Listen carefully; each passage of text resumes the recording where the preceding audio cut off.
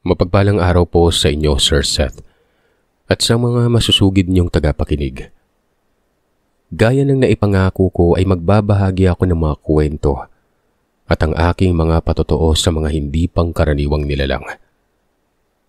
Ako po muli ito, si Ana o si Aliyah Divine, ang nagpadala sa mga kwentong pinamagatan niyo na Bago ang Binyag, Sumpa sa Pinutol na Puno, at Parusa sa Pinutol na Baging.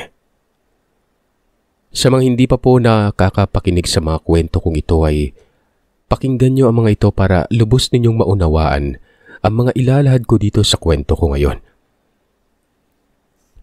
Bago tayo magpatuloy sa iba pang kwento, meron lamang akong nais linawin dahil sa mga nabasa kong komento sa mga nakaraan kong naibahagi patungkol sa sumpang ipinataw ng engkanto kay Itay Tekyo. Inuulit ko, mahirap mang tanggapin ang katotohanan dahil talaga pong wala na talagang paraan para maputol pa ang sumpa. Ito ay base sa pagkakaalam ko. Dahil ako po mismo ay nakausap ko ang engkantadong nagbigay ng sumpa sa kanila. Ginawa ko ang alam kong makakatulong sa kanila. Lumuhod ako, nagmakaawa pero wala din pong nangyari. Hindi sa pagmamagaling o sa kung ano paman, maski sino pa po na masigit pa sa akin ang may kaalaman na kausapin ng mga nilalang na katulad po nila para bawiin ang sumpa. Ngayon pa lamang ay tahasan ko ng sasabihin sa inyo na huwag na ninyong subukan. Dahil katulad ko at ng iba pang sumubok na tulungan sila, mabibigo lamang din kayo. At dahil buhay lang din na magiging kapalit sa sino mang mangahas na putulin ang sumpang ipinataw kay Itay Tekyo. Dahil ang kanyang ang nagawa ay wala na pong kapatawaran ayon mismo sa kanila. Hindi naman sila katulad sa atin na kapag magbitiw ng sumpa sa kapwa natin kaya nating mabawi kung hihingi sa atin ng tawad At posible na mawala ang bisa ng sumpa. Iba talaga sila.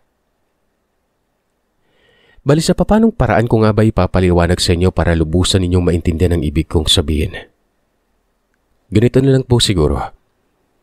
Kung tayo ay may sinusunod na batas, ganun din sa kanila. Ganun din naman sila sa atin. Isa na dito ang pagbibigay ng respeto sa bawat isa.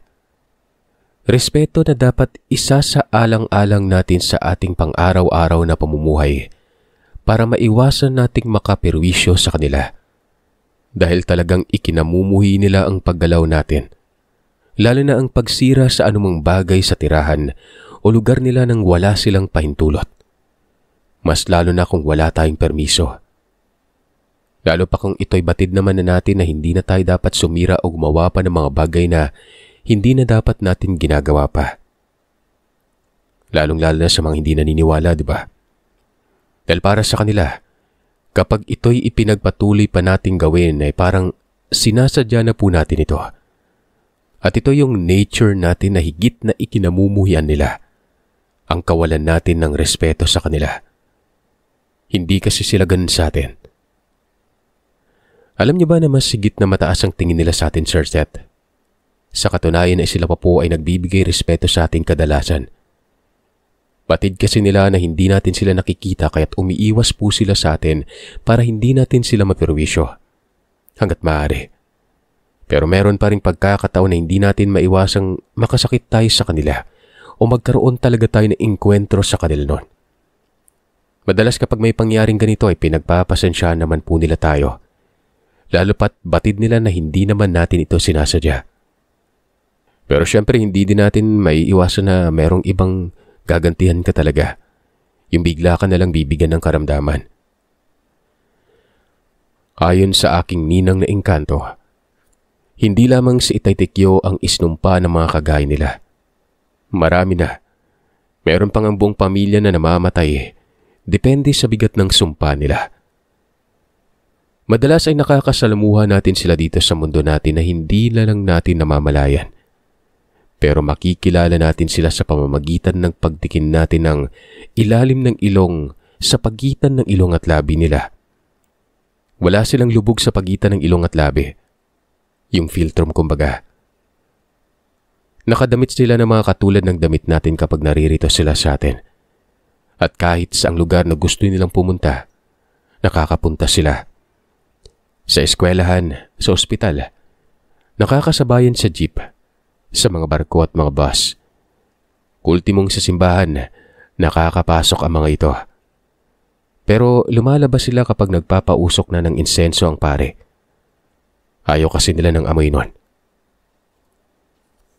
Sa mga nagsasabi namang sila raw ay mga tinatawag na fallen angels o alagad ng dilim. Yun, hindi ko po mabibigyan ng kasagutan. Basta sa ngayon po ay ako'y ilang taon na rin at madami na akong nakita at naranasan patungkol sa kanila. Ang pagkakaintindi ko lang ay marahil ang birilngan o biringan at ang mga nilalang ay ang naroroon sa sinasabing lugar na purgatorio. Ito'y base sa pagkakaintindi ko Kasi nga po ang mga namamatay po na napupunta doon literal po na namamatay. Inililibing ang katawang lupa dito sa mundo natin. Pero yung mga kaluluwa nila napupunta doon Pinapahirapan nga po ang nagkakasala sa kanila At nakakaramdam nga ng sakit at paghihirap. Sa ilang beses kong pagpunta doon ay magpahanggang ngayon, hindi ko talaga alam o eksaktong masasabi kung saan naroroon ang eksaktong lokasyon ng birilngan. Pero karamihan ng nagpatotoo, halos pare-parehas lamang ang sinasabing lokasyon. Na ito nga umano ay nasa pagitan ng Gandara, Western Samar. Pero ito ang malaking katanungan sa akin na kung bakit ang mismong daungan ng mga gintong barko ay nasa amin, sa mismong baryo namin. Yun nga ay malaking puno sa ilog na nabanggit ko po nung nakaraan kong kwento. At ako po ay taga dito naman, sa Eastern Samar. Maraming mga portal o mga lagusan papunta sa mundo nila. Pero ang daungan po ng mga gintong barko ay papunta doon. Iisa lang po ito base sa pagkakaalam ko. O nga't ang daungan na ito ay hindi ang mismong syudad pero hindi pa rin ako kumbinsido na talagang sa parting Western Samar ang eksaktong lokasyon nito. Dahil kung susumahin ko ang biyahe mula daungan ng mga gintong barko papunta doon, sandali lang naman ang tinatakbo ng sasakyan Lalo pat mabilis ang andar ng mga sasakyan doon. At bukod pa dito, ang bahay ng ninong at ninang ko ay malapit lang po sa kubo namin doon sa aming bukid. Nabanggit ko po ito sa unang kwento, yung may pamagat na bagong binyag. Malaking puno ito ng santol at tapat lang po ng bahay namin pero may sapang na pagitan. Dito ako mas lalong naguguluhan kung bakit sa tuwing isinasama po ako ng aking ninang sa kanilang tirahan, ay parang napakalayo ng aming pinupuntahan. Matagal bago kami makarating sa bahay nila. Pero ang totoo, napakalapit lang ng puno ng santol sa kubo namin Natatanaw pa nga po ito kahit sa bakuran namin. Ang sinasakyan naman po namin papunta doon ay yung gintong karwahe na hinihila ng 4 na puting mga kabayo. Mabilis din ang andar ng karwahe at kalsada ang dinadaanan namin. May mga nakikita ako mga tao, mga gusali sa paligid.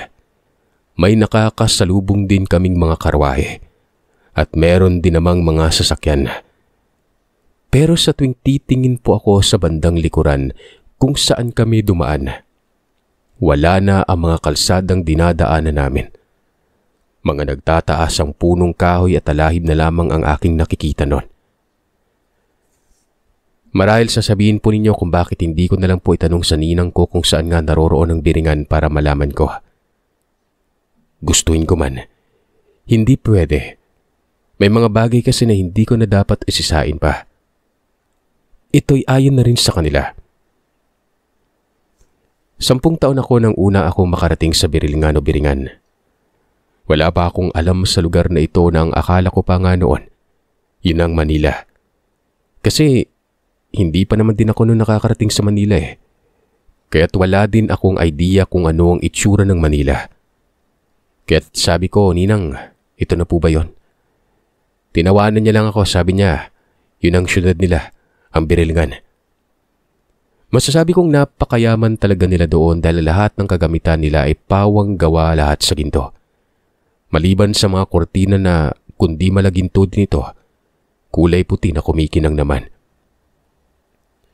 Bukod sa akin ay may nakakarating din naman doon na hindi naman sila nakakatanggap ng kaparusahan. Ang iba ay nakakapag-asawa ng taga doon pero pag nakapunta ka nga doon ay hindi ka na makakauwi. Kumbaga, mamamatay muna yung katawang tao mo at ang espiritu mo naman ay doon na mapupunta. Para ka lang buhay doon pero hindi ka tulad ng mga nagpupunta doon na may mga sala na nagiging alipin. Maganda magiging buhay mo doon.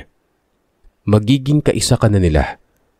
Maiiba ang itsura mo at matutulad sa kanila. Tatangkad ka. Maiiba ang kulay ng mata. Hahaba ang buhok. Magiging maputi at makinis ang balat. Basta't matutulad ka na sa kanila at bibigyan ka din nila ng bagong pangalan.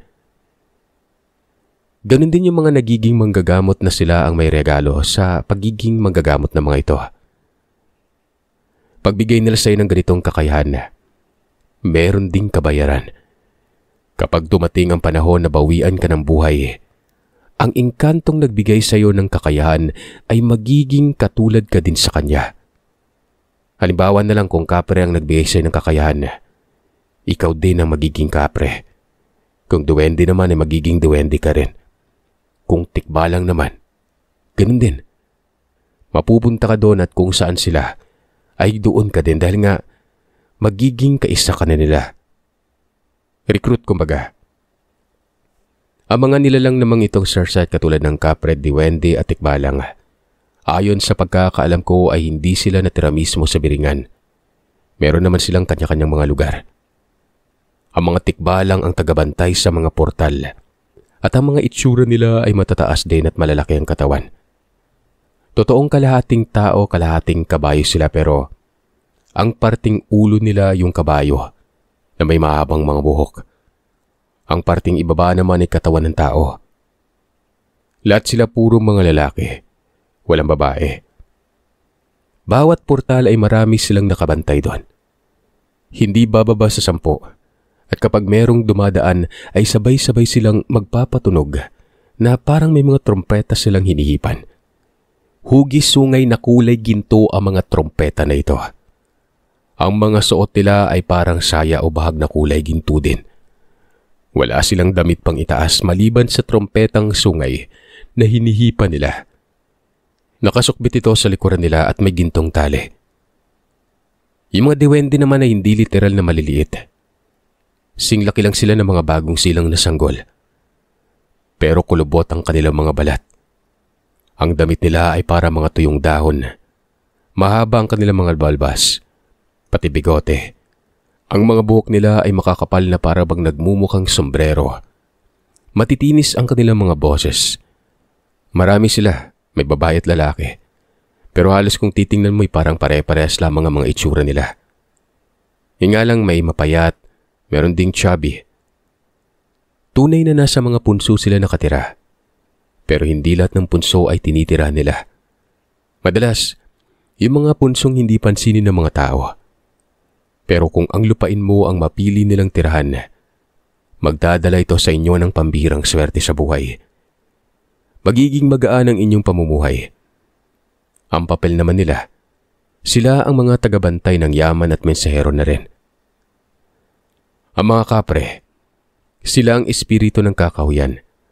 Sila ang mga tagapagbantay sa mga engkantong nakatira sa labas ng Biringan na nananahan din sa mga kakahuyan. Lahat sila ay may kanya-kanyang abilidad dahil sila ay hindi pangkaraniwang nilalang. Kaya sa ibang nagpatotoo patungkol sa kanila, magkakaiba man ang aming mga kwento. Marahil ay nagkataon lamang na ito ang aking mga nakita at nalaman. Inuulit ko po na hindi ko pinasisinungalingan ng mga ibang kwentong patotoo na inyo na pong napakinggan. At hindi ko din po kayo pinipilit na maniwala sa kwento ko. Sa edad kong ito ay marami na rin akong karanasan sa mga kababalaghan. Kung itatanong niyo sa akin kung ano-ano ang mga uri ng mga nilalang, 4 lang ang alam kong totoong naririto dito sa ating mundo. Yun ay batay po sa akin lamang base sa karanasan ko. Dahil sila pa lamang po ang aking mga nakainkwentro. Ang mga engkantado Engkanto, kapre, tikbalang at ang diwende. Yung kapre po ay hindi lehitimong engkanto. Kumbaga sa kanilang apat, ang kapre ang pinakamababa ang antas o mababang uri dahil ang kauna-unahang kapre na napadpad sa mundo nila.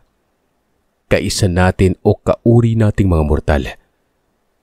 Ito'y ayon din po sa aking ninang na engkantado. Ayon sa aking ninang ay matagal na panahon na ang nakalipas.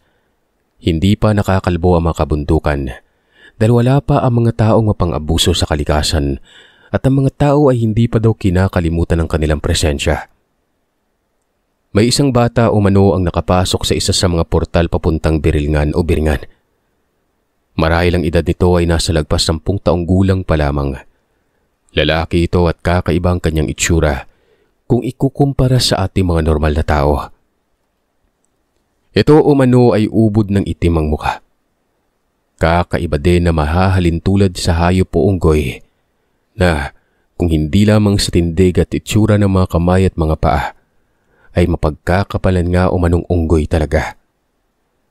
Mahaba din ang mga balahibo nito sa kamay at paa nun. Ang pagdating daw nito ay talagang ikinagulat nila dahil wala itong kasama o imbitasyon mula sa isa sa mga nilalang doon. Kaya't nagkaroon umano sila ng pagtitipon noon. Lahat ng mga nilalang na nakatira, maging sa labas ng Biringan ay nagsipagpunta umano noon para makita umano ang batang ito. Hinarap daw nila sa mga alipin nila yon, yung mga taong napupunta sa kanila na may mga sala at napaparusahan. Pero maging sila umano, ay walang nakakakilala sa bata. Dinala nila yung bata sa malaking bulwagan. Ipinaghanda ito ng pagkain dahil humihingi daw ito ng pagkain gawa ng gutom na gutom daw siya na ayon sa kanya. 2 araw na raw siyang hindi kumakain. Malayo umano ang kanyang nilakbay. Talaga naman umanong gutom na daw ito. Dahil sa dami ng pagkain na inihain nila, ay naparami na rin daw ito ng kain. Malakas daw kumain eh. Tinanong nila ang bata kung natatandaan ba niya ang daan pabalik kung saan siya galing. Sinabihan nila itong umuwi na at baka daw ito'y hinahanap ng kanyang mga magulang. Pero ang sagot niya ay hindi daw siya hahanapin dahil hindi daw siya mahal ng kanyang nanay at tatay pati ng kanyang mga kapatid. Dahil umano sa kanyang itsura. Maluwa-luha daw po ito habang nagkikwento sa kanyang pinagdaanan. Nakiusap umano ang bata na wag na siyang paalisin. Kahit alam pa daw niya ang daan pabalik, hindi na daw siya babalik pa uwi sa kanila. Dahil kung makauwi man daw siya ay mararanasan niya muli ang hirap na pinagdaanan niya. Hindi daw siya pinagpapahinga ng kanyang tatay sa pagtatrabaho. Lagi siyang kasakasama at kung pakainin daw siya ay saktong nagkakalaman lamang ang kanyang tiyan. Sa gabi umano ay nagtitiis siya sa lamig at mga kagat ng insekto sa kanilang silong. Ni hindi man lamang siya pinapapasok sa kanilang bahay. Ipinaliwanag umano nila sa bata na kailangan pa rin niyang umunang umuwi.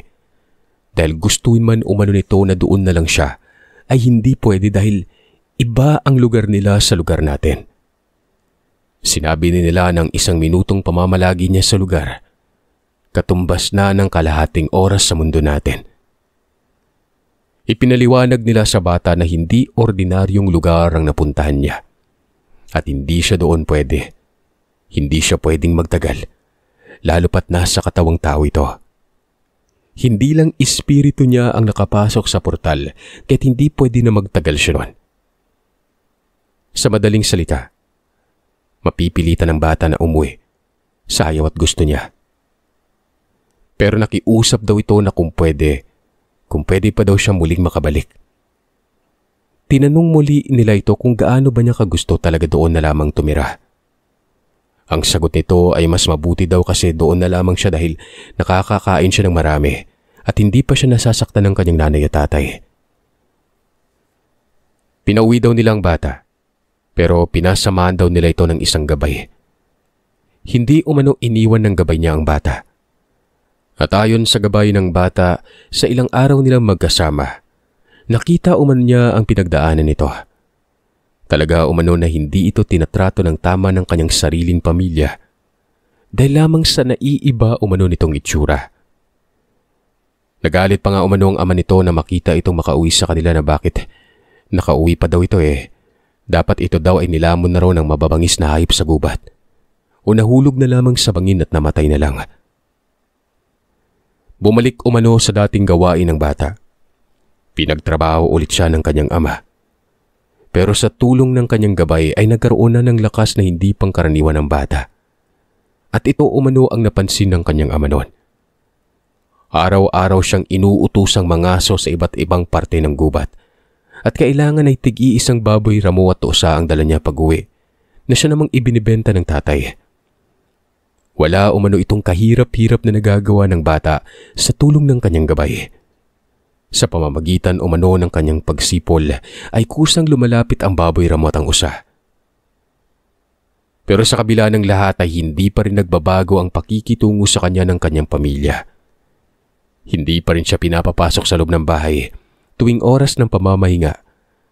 Sa silong pa rin siya nagpapaabot ng umaga at binibigyan pa rin ito ng konting pagkain. Nakakaranas din ang binata ng pagmamalupit ng ibang tao. Madalas ito makatanggap ng masasakit na salita dahil lamang umano sa kanyang anyo na naiiba. Hanggang sa paglipas ng mga araw, dumating sa puntong naawa na sa kalagayan ng bata ang kanyang gabay. Kaya't ipinaalala daw nito muli sa bata ang lugar ng kanyang napuntahan na kung nais pa rin niyang bumalik doon. Wala umanong pag-aatubili ang bata na nagsabi na gusto nga niya makabalik. Sinabihan siya ng kanyang gabay na kung gusto niyang bumalik doon at wala na itong plano talagang balikan ng pamilya niya, kailangan ay may mangyari muna sa kanya. Sa madaling salita ay kailangan niyang mamatay. Ang espiritu niya lamang ang magpupunta doon. Nagulat pa nga umano ang bata sa kanyang mga narinig. Natakot ito at tila ba nagalinlangan. Siyempre, sino ba naman ang hindi matatakot sa kamatayan, di ba? Ayon pa kay Ninang, hindi naman daw maaring basta lang mamatay ang bata ng walang dahilan o kunin ang kanyang espiritu at dalhin sa biringan. Dahil ito daw ay wala namang kailangang panagutan doon na kasalanan. Wala ding mabigat na koneksyon ng kanyang buhay na basta na lamang pahihintulutan na makarating siya doon, lalo pat ninais niyang doon na mamalagi. Katulad ko, Sir Sat, na meron akong dahilan dahil nga po ay may ninong at ninang akong inkantado. Kaya't pwede akong makapunta at magtagal doon kung gustuhin po nila, na hindi ko na po kailangang mawalan ng buhay. Pero sa parte ko naman, kahit gustuhin ko din na pumunta doon, kung wala silang paanyaya at paintulot, hindi ko din ito mamagagawa. Ganon din naman sila. Gustuin man nila at ayaw ko namang pumunta wala din po sila magagawa. Dahil nasa sa akin pa rin ang pagpapasya. Balik tayo sa kwento. Bumalik umano ang gabay ng bata sa biringan at nagroon ng pagpupulong doon. Ipinagtapat nito ang nakakaawang kalagayan ng bata. Kaya ipinungkahi daw nito na gawan nila ng paraan para maalis ang bata sa mundo ng mga mortal dahil hindi patas ang buhay na natatanggap niya sa araw-araw noon. Puros pasakit lamang umano. Pero ang problema nga daw ay sa papanong paraan naman nila ito madadala sa biringan na doon ito mamalagi. Kung bibigyan naman daw nila ito ng kakayahan o bertud sa panggagamot, ay masyado pa itong bata. Matatagalan pa rin siya bago makapunta ng biringan dahil may mga misyon pa siyang kailangang tapusin. Yun ang magiging manggagamot muna siya. Hanggang sa, ewan ko Sir Seth, pero nagdesisyon umano itong gabay na ito na ibibigay niya ang buhay niya sa bata para lamang ito ay makabalik na sa biringan. Nakabalik ang bata sa biringan nang hindi nga niya kinakailang mamatay pa. Dahil sa sakripisyo ng kanyang gabay, naging isa ang kanilang katawan. Ang engkanto ay nanahan umano sa katawan ng bata. Yun bang imbis silang dalawa ang babalik sa biringan, ang bata na lang. Wala nang kanyang gabay dahil ang kanyang espiritu ay nasa katawan na ng batang ito. Kaya't dahil sa gabay niyang yon, naging kaisa na siya ng mga engkantado. Medyo nahirapan akong ikwento ng detalyado Sana maintindihan ng mga tagapakinig nyo ito at ng mga nakikinig.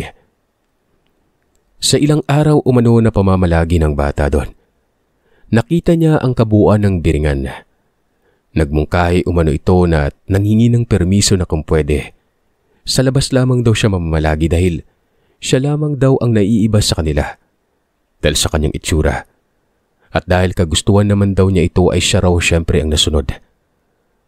Una, nakihalubilo siya sa mga tikbalang pero hindi din siya nakatagal. Muli umano itong nagpaalam. Napunta siya sa mga diwende pero ganun din. Hindi din siya nagtagal doon. Marahil daw dahil nga sa iba nga daw siya sa kanila. Dahil hindi siya puro engkanto kaya siguro iba din ang ugali niya.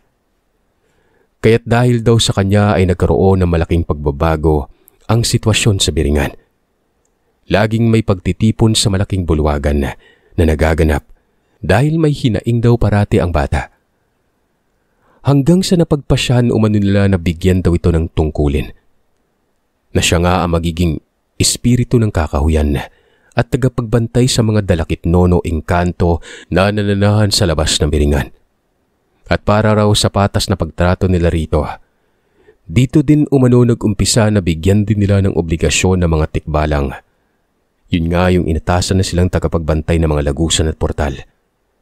Gayun din sa mga diwende, na mga inatas naman na obligasyon sa kanila ang maging tagapagbantay ng yaman at mga minsahero.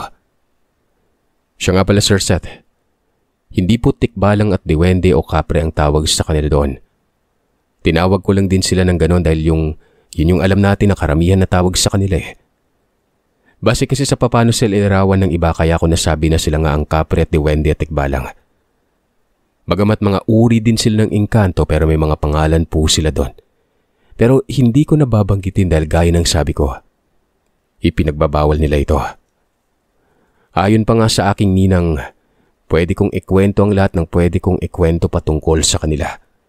Pero wag na wag ko umanong babanggitin kailanman sa sino man ang pangalan nila. Yan ang mahigpit na bilin sa akin ng ninang. Nga pala, kapag sila'y nag-uusap-usap, hindi ko maintindihan ang kanilang sinasabi. Iba ang kanilang salita. Minsan ay para lamang ugong sa pandinig ko. Pero pag kinakausap naman ako ng aking ninang, ay naiintindihan ko naman po sila parehas. Parehas po yung kataga. Waray-waray ang gamit niyang wika. Malinaw ko lamang din na bakang iba ay magtatanong kung manggagamot po ba ako. Hindi po dahil ang bagay po na yan, hindi ko binigyan ng pansin. Nanggamot din naman ako noong mga panahong bata-bata pa ako pero nung nagdalaga na, hindi ko ito masyadong sineryoso. Pero yung mga nawawala sa sarili, lalo na yung gawa ng mga nilalang, natutulungan ko pa rin naman pong magpasa hanggang ngayon. Hanggang dito na lamang po ang kwento ko, Sir Seth. Hanggang dito na lang muna. Muli ay ako si Aliyah. At maraming salamat mo sa huling pagbabahagi ng kwento ko patungkol sa biringan.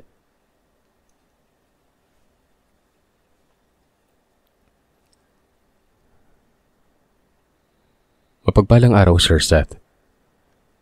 Sana po ay nasa maayos kayong kalagayan. Tawagin niyo na lamang po ako sa pangalang Liz. 21 taong gulang. Nakatira ako sa Valenzuela City. Natuklasan ko yung channel mo dahil sa nakakarelate ako sa mga ibang kwento nyo na mas nagpapalawak ng kaalaman ko sa mga ganitong karanasan. Dahil laking Manila ay hindi naman lahat naniniwala sa mga ganitong kwento.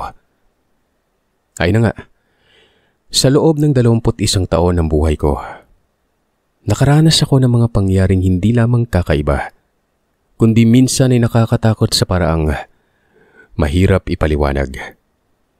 Ito ay isang bahagi ng aking kwento na bumuo sa aking sa kung sino ako ngayon. Ako ay pinanganak na may ilang kondisyong pisikal. Hypoplastic mandible, tabingi, wala akong kaliwang panga. Meron din akong microthia or microtia mga kagiliw, hindi ko lang alam kung paano banggitin ito. Grade 3 ito sa kaliwang tenga. Kasama ang sensitibong balat na madaling magpantal, mamula at manuyot. Ang mga katangiang ito ay nagdala sa akin ng hindi kaaya-aya at minsan ay masakit na karanasan. Hindi lamang sa pisikal, pero lalo na sa emosyonal. Nung bata pa ako, maraming kakaibang pangyari ang bumalot sa aking paligid. Ang isa sa pinakaunang alaala ng kababalaghan ay ang paulit-ulit na pamumula at pamamalat ng aking balat. Ilang beses akong dinala ng aking ina sa isang manggagamot sa Metro Manila. Ayon sa kanya, baka may natamaan akong diwende habang naglalaro sa bahay ng aking lolo at lola. Noon bata pa ako, natawala ako sa kwento. Pero unti-unti kong naramdaman ang kakaibang presensya sa paligid ko sa bawat pagbisita. Sa pangatlong pagbisita namin sa loob ng bahay ng manggagamot, nakapila kami kasamang iba pang pasyente. Hindi ko makakalimutan ang pangyayaring yon. Ang mga santo sa loob ng bahay, karaniwan ay tahimik at payapa. Tila humihinga, lumilingon at tumitingin sa akin sa hindi maipaliwanag na paraan. Nang ako ang susunod sa gamutan, bigla naming narinig ang isang lalaki na sumisigaw at nagwawala sa labas nun. Ang lalaki, kalbo, nakaitim na damit at short na asul. Wala siyang suot na tsinelas dahil na rin sa pagwawala. Halos 6 na tao ang may hawak sa kanya. 5 lalaki at ang asawa nito. Ang ginawa ng manggagamot, pinakross ang kanyang mga paa at ginamitan ng malaking tungkod habang dinadasal siya ng malakas nun. Sa sobrang lakas nito ay nakawala ito sa kamay ng mga may hawak sa kanya. Umakyat ito sa pinakamataas na palapag ng bahay ng manggagamot at muntik nang tumalon. Nagkakagulo pero napapansin kong namumulat na nilisik ang kanyang mga mata. Parang apoy eh. Sumisigaw pa ito, sumalubong sa bawat sulok ng bahay. Siya umano si Satanas. Babalik siya. Papatayin niya umano yung lalaking sinasapian niya. Hindi pa umano sila tapos. Ang tunog ng kanyang boses ay parang nagmumula sa ilalim ng lupa. Malalim, malamig at nag-e-echo sa lahat ng dingding. Napakabigat ng lugar. Yung paligid amoy mabahong langis eh. At ang matinding galaw ng tao, yun talagang nakakatakot. Doon ko naisip na baka hindi ako makaligtas dahil sa labas nila ginagawa ang paggagamot, malapit sa hagdan kung saan siya umakyat. Katabi ko lang kasi ang pintuan nun. Matapos ang ilang minuto, pinapasok ito sa isang kwarto at isinarang pinto nun. Pero hanggang ngayon, ang imahe talaga nung namumulat ng lilisik ng mga mata niya, hindi ko malimut-limutan. Pinatingnan naman ako, Sir Seth, o tingnan ako ng manggagamot. Pagkatapos ng gamutan, yung reseta sa akin ay simpleng coconut oil at dasal. Matapos ang ilang buwan ay gumaling ang balat ko. Pero yung mga kakaibang pangyari sa paligid ko lumala. Matapos nun ay kung ano-ano nang nakikita ko. Habang nag-iisa ako sa bahay, naalala kong nakita ko yung isang babae. Puti ang buhok, balat at damit. Nakalutang at nakasandal malapit sa CR. Grabe yung kaba ko nun. Napaluhod ako sa takot at tumatras ako. Pero nang lumingon ako, wala na siya. Sa eskwela naman habang nag-iisa ko sa unang palapag malapit sa gate, may nakita ako sa ikalawang palapag ng classroom. May batang nakatayo sa sulok, hindi gumagalaw. Nang ipakita ko ito sa gwardiya, bigla itong nawala. Maraming beses akong nakakita ng ganitong batang anino hanggang mag-high school ako noon. Naalala ko ang aking ama at ang kanyang nanay na lola ko. Parehong nakakakita din ng mga ganitong bagay na hindi nakikita ng iba. Minsan naman akong nagawi sa Baguio, sa Diplomat Hotel. Bumigat yung hangin doon. Sa ground floor ay may nakita akong itim na ribbon sa sahig na parang nagmamarka ng isang landas. Nang kukunan ako ng litrato ng aking ama, merong biglang tumakbong bata sa harapan ko. Nagkatinginan kami ng aking ama. Nagulat kami nang tingnan ng litrato. Nakita namin hindi lamang siya kundi pati na rin yung pugot na pari na hawak niyang kanyang ulo at isang batang babae na tila nagmamasid sa amin mula sa dilim. Bali pagkatapos kasi noon, sirs, at mula pagkabata ko, naging lapitin na ako ng balis. Malakas na iniriya na nagdudulot ng lagnat, pagkahilo at matinding sakit ng ulo. Ito'y nawawala lamang kapag nabuhusan ng mainit na tubig ang damit ko. Ayon kay nanay, marami din daw sigurong natutuwa sa akin. Nakakabate, natutuwa sa tenga ko, sa personalidad ko. Kumbaga, kada aalis kami ng bahay ay maraming tao ang nagpapatingin sa akin dahil na rin sa kakaiba kong itsura. Dahil doon ay natutunan ko mag-ingat. Nagsasabi ako ng puwera usog kada may nakikita akong nakatingin sa akin noon. Natutunan ko mag-obserba at hindi basta-basta haharap sa mga bagay na hindi pangkaraniwan. Ngayon sa edad ko, madalas naman akong nababangungot. Kapag may nararamdaman akong kababalagan, ay hindi ko maigalaw ang katawan ko sa panaginip, na para bang kinukuha ng malamig na kamay yung kalayaan ko noon. Lumalapit yung mga anino, nagmumura, tinitingnan ang bawat kilos ko. Yung namumula at nanlilisik na mga mata ng sinapian na lalaki, bumabalik talaga sa panaginip ko yon. Para bang may gustong buksan na kung anong enerhiya na hindi ko masara. Ayon kay tatay, kagaya niya, pag 25 years old na daw ako ay magbubukas yung third eye ko. Tulad na nangyari sa kanya at kay Lola. Natatakot akong isipin kung ano ang pwedeng mangyari kapag hindi ko kayang harapin ang mas malakas na presensya sa paligid ko. Kapag tuluyan nang nabuksan ang third eye ko.